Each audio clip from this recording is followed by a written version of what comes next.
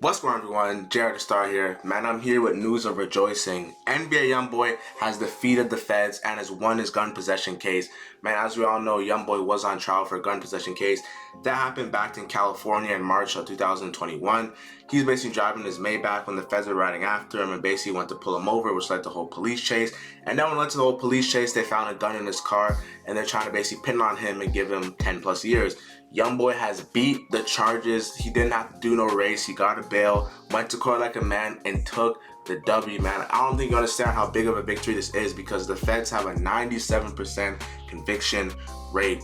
Youngboy pled not guilty. He went in the court, head high like a man, and stood up and won. There's a lot of underlying factors that contribute to this, such as them not having his DNA evidence, them trying to use lyrics in the trial, which simply just wasn't enough information because lyrics in the song have nothing to do with what someone actually does in real life.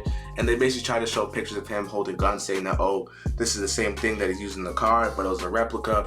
And they basically use a lot of stuff that happened in his past, such as past phone records or such as past photos, just to prove that he was a bad individual, but it didn't work. I don't think you understand how big this is, man. Youngboy was in prison for like the last 6 months in 2021 from March to October.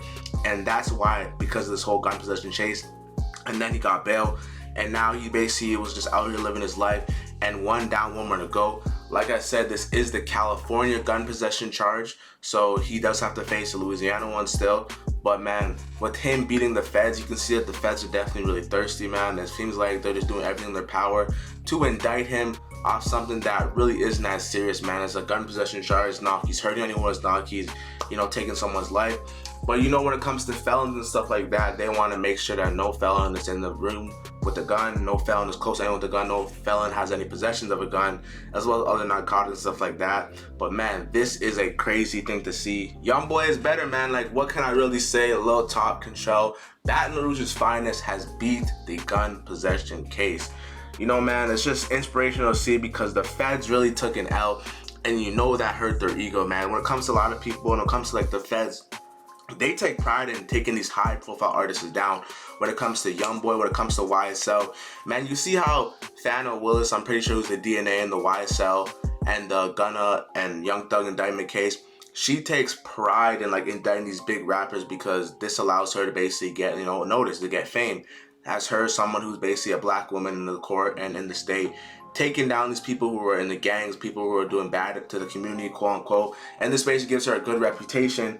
And like I said, this has nothing to do with her, but it just shows her like the feds and people in power when it comes to the government love to basically attack the people who may live that life or have any association with it. And that is a prime thing what they're doing now. But they couldn't take Youngboy down. Youngboy is truly better, man. I don't know what to say.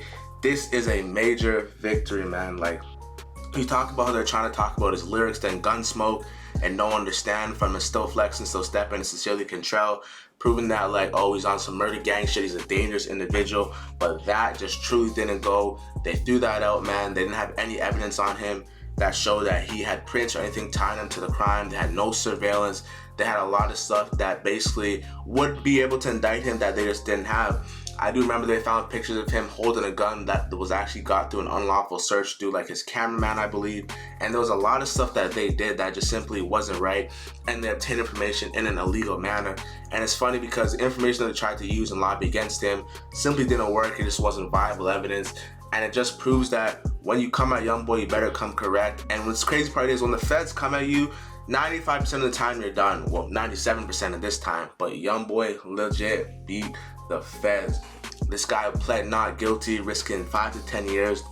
And they definitely would have given him 10 because he's a high profile artist. The hip hop king of our young generation, under 25 for sure. And someone definitely making a name for himself when it comes to the rap industry, man. But when it comes to NBA Youngboy, not guilty. Lil Top is free and he's gonna live respectfully, man. If you mess with the content, like the video, make sure you subscribe for more, man. NBA, my favorite artist. I'm so happy to see this, man. DC the Star Gang. I love y'all, man. I'm gone.